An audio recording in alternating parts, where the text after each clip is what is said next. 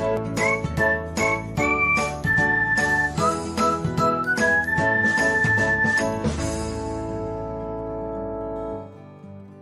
everyone, welcome back to another episode of Technologyglance. In this video, I'm going to guide you through how you can report a pin for misinformation on Pinterest. So, let's get started.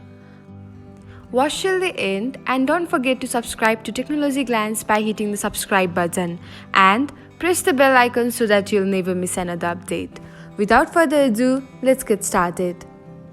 First of all, open the Pinterest app on your device. Now, tap on the pin which you want to report for misinformation. Then, you can see a three dots icon. Tap on it and then select report. Now, tap on misinformation and select the kind of misinformation the pin gives.